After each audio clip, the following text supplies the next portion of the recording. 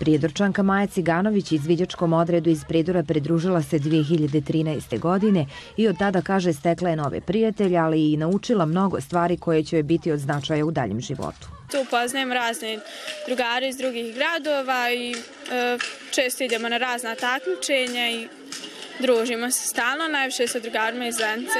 Uređenje eksterijera je dio mnogobrojnih aktivnosti u okviru projekta Savršeni svijet koji zajedno sa Savezom izviđača grada Zenica realizuju od aprila 2017. godine. Imamo aktivnost ovoga tipa koju smo nazvali volonterski dan i već smo bili u Zenici, odnosno na Brčkom jezeru gdje smo pomagali izviđačima iz Zenice na čišćenje i sređivanje kampa, a evo sad ovom prilikom plan je, i to ćemo danas realizovati ovdje u Prijedoru, uređenje i prostora oko naših izviđačkih prostorija koje smo mi 2013. godine dobili na korištenje od grada Prijedora. Predsjednik Saveza izviđača grada Zenica Edim Šarić rekao je da je američka ambasada prije 6 godina prepoznala odgovornost i kvalitetan rad izviđača kada je realizovan jedan od prvih projekata. Nadamo se da ćemo i naredne godine dobiti sredstva američke ambasade koja značajno pomažu da ipak djeca koja imaju manje mogućnosti da odu neke druge destinacije na more ili na neke druge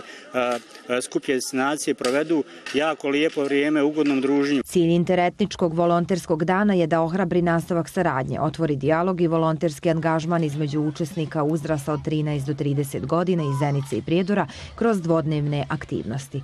Interetnički mirovni kamp na Boročkom jezeru ovog ljeta sljedeća je adresa na kojoj će izviđači iz gradova regiona boraviti 10 dana.